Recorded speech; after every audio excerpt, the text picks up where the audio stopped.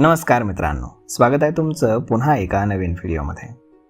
मित्रांनो, अमेरिकेचे राष्ट्राध्यक्ष डोनाल्ड ट्रम्प यांच्या टॅरिफच्या धोरणाबाबत अमेरिकेच्या सर्वोच्च न्यायालयानं मोठा निर्णय दिला आहे. डोनाल्ड ट्रम्प यांनी लादलेले टॅरिफ हे सर्वोच्च न्यायालयानं बेकायदेशीर ठरवले असून 6-3 अशा बहुमतानं न्यायालयानं हा निकाल दिला आहे.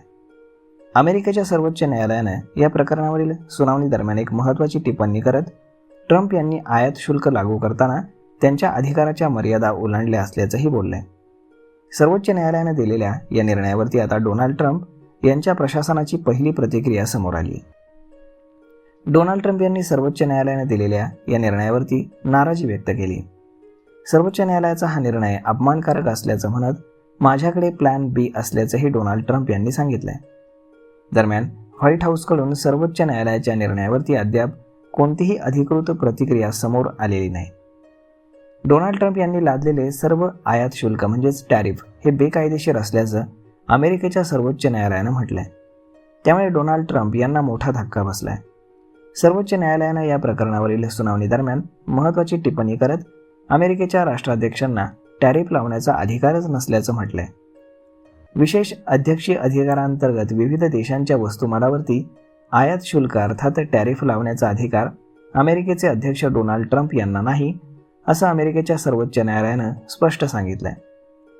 दरम्यान सर्वोच्च न्यायालयाला या निर्णयामुळे आता ट्रम्प यांनी जवळपास 100हून अधिक देशांवरती एकतर्फी लावलेल्या आयात शुल्काबाबत मोठं प्रश्नचिन्ह निर्माण झालंय.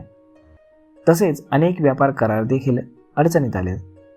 भारतासोबत करार आणि भारतावरती अमेरिकेनं आकारलेल्या 18% कमी केलेल्या 18% टॅरिफचं काय होणार याबद्दल देखील आता अनिश्चितता आहे. भारताशी दीर्घकाळ रखडलेला व्यापार करार पूर्ण केल्यानंतर अमेरिकेनं भारतावरील टॅरिफ कमी करण्याचा निर्णय काही दिवसांपूर्वीच घेतला होता. तर भारतानं अमेरिकेला $500 अब्ज उत्पादनं खरेदी करण्याचं आश्वासन दिलं होतं. तर भारतीय वस्तूंवरील टॅरिफ कमी करून 18% आणण्याचा निर्णय डोनाल्ड ट्रम्प यांनी घेतला होता.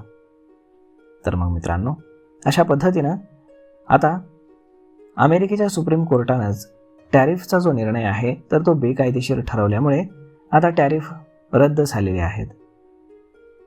तर मग मित्रांनो, आता पुढे काय होईल हे पाहणं खूपच औत्सुक्याचं ठरणार आहे.